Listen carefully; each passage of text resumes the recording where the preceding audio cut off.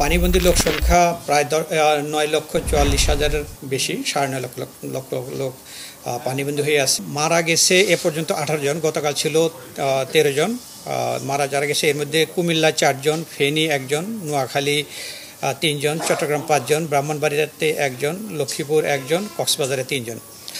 আর আমাদের যে কন্ট্রোল রুমের কথা যেটা আপনারাও দিয়েছেন টিভি টেলপে, যে সার্বক্ষণিক খোলা রয়েছে।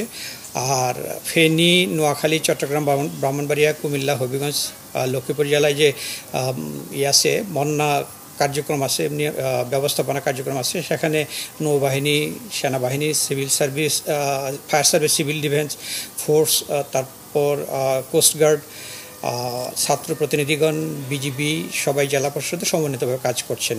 আর ফেনীতে একটা ফিল্ড হাসপাতাল প্রস্তুত করা হয়েছে, সেখানে সেনাবাহিনী এবং সিভিল সার্জন কার্যালয়ের যে ডাক্তার আছে সমন্বিতভাবে যারা বন্যা পীড়িত তাদেরকে চিকিৎসা দেওয়া হচ্ছে। আর আমাদের এই মন্ত্রণালয়ের দায়িত্ব নিয়োজিত মাননীয় উপদেষ্টা তিনি এই মুহূর্তে ফেনীতে অবস্থান করছেন এবং ওখান থেকে ওই অঞ্চলের সব কিছু পরিদর্শন করছেন এবং পরিবীক্ষণ করছেন ওখানে সরেজনে উপস্থিত থেকে। আর ফেনীতে একটা ভিসেট চালু আছে। আপনারা জানেন যে এই সময়ে ওখানের সাথে যোগাযোগ বিচ্ছিন্ন হয়ে গেছিলো। ভিসেট চালু করে এখন যোগাযোগ মোটামুটি আমরা করতে পারছি।